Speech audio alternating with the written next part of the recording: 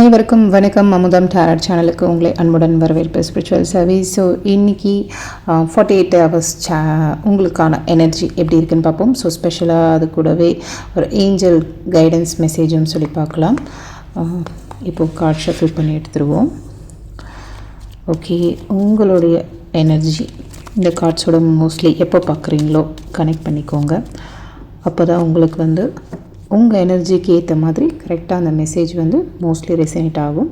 Resonate ஆச்சுன்னா எடுத்துக்கோங்க, resonate ஆகலைன்னா கட்டாயப்படுத்தி யாரும் எடுத்துக்க வேணாம். ஓகே,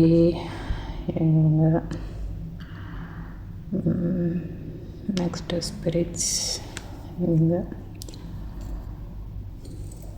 அதுக்கு அடுத்தது இவங்க எடுத்துப்போம். ஓகே, ஐ திங்க் இந்த வீடியோ பார்க்கும்போது யாராவது கொஞ்சம் எனர்ஜி டவுனாக இருப்பீங்கன்னு நினைக்கிறேன்.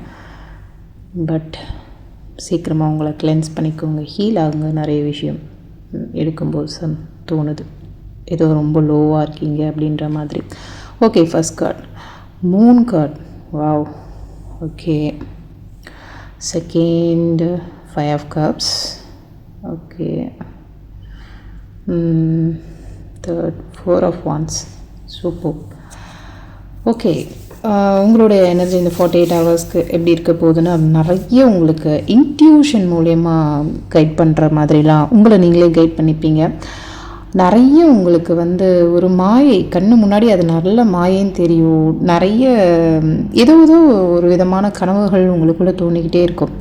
தெளிவாக இருக்கிற மாதிரி இருப்பீங்க, ஆனால் அது தெளிவாகவே இருக்காது. ஏதோ ஒரு ஸ்ட்ராங்காக ஒரு முடிவெடுக்க முடியாத ஒரு தன்மையிலே இருக்கும். பயம், பதட்டம், ஏதாவது சொல்லிடுவோமோ.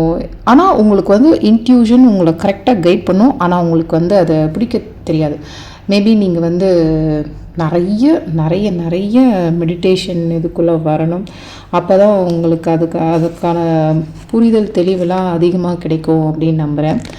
இல்லை, நம்புறதை விட அதுதான் உண்மையும் கூட. பிகாஸ் அந்த 5 of cups பார்த்திங்கன்னா, அதாவது நான் இப்போ சொன்னேன் பாருங்கள், எனர்ஜி உங்களுக்கு என்னமோ ஒரு மாதிரி டவுனாக இருக்குது அப்படின்னு சொல்லி. ஸோ ஏதோ ஒரு விரக்தியில் இருந்துக்கிட்டே இருப்பீங்க.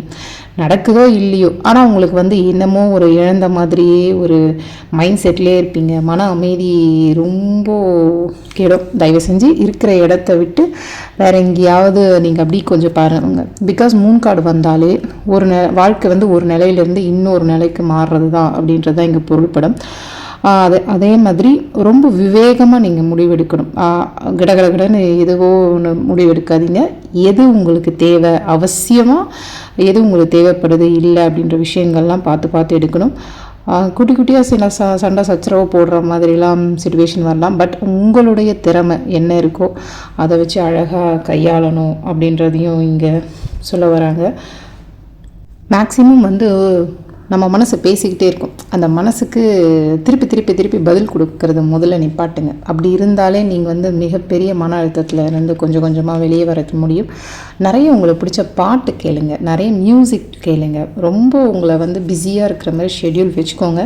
ஸோ அதுதான் ரொம்ப நல்லது. ஸோ 4 of wands அப்படின்னு சொல்லும்போது ஒரு ஹாப்பி நியூஸ் கேட்பீங்க. அது அந்த நியூஸை எதிர்பார்த்துக்கிட்டு இருந்திருக்கலாம். ஆனால் எப்போ வரும்னு தெரியாத அந்த அன்எக்ஸ்பெக்டடாக வர அந்த ஹாப்பி நியூஸோட சந்தோஷம் ஒன்று இருக்கு இல்லையா, அது பயங்கரமாக ஃபீல் பண்ணுவீங்க. ஸோ உங்களுக்கு ஏதாவது கடன் பிரச்சனை இருந்தாலும் அது தீர்றதுக்கான சில விஷயங்கள்லாம் இருக்குது. அதே மாதிரி யார்கிட்டயே இத்தனை நாள் நீங்கள் பேசாமலாம் இருந்திருக்கலாம். அவங்களே உங்களை சம்டைம்ஸ் சடனாக கால் பண்ணுவாங்க. அவங்க கூட திடீர்னு ஒரு பாண்டிங், வெளியே போகிறது, கொஞ்சம் ஏதோ திங்ஸ் உங்களை அறியாமலே சில திங்ஸாக வாங்குவீங்க. அந்த மாதிரி விஷயமெல்லாம் இருக்குது.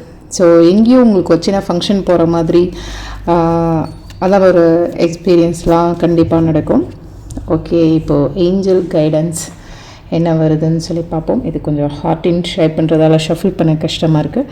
ஸோ அப்படியே ஸ்ப்ரெட் பண்ணி எடுப்போம். உங்களுக்கு தேவதை என்ன மெசேஜ் கொடுக்குறாங்கன்னு சொல்லி பார்ப்போம். இன்ட்யூஷன் சேம் அந்த 3 கார்டில் வந்த மாதிரியே.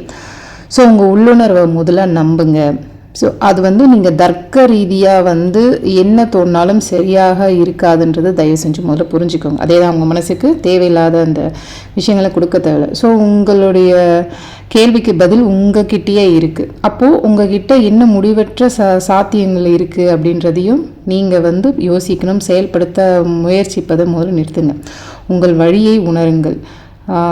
உங்கள் ஏஞ்சல்ஸ் அதாவது உங்களுக்கு வழிகாட்டுறாங்க, அதையும் நம்பணும். அப்போ உங்கள் உள்ளுணர்வை நம்புங்க. எது சரி என்று படுகிறதோ அதுதான் சரி.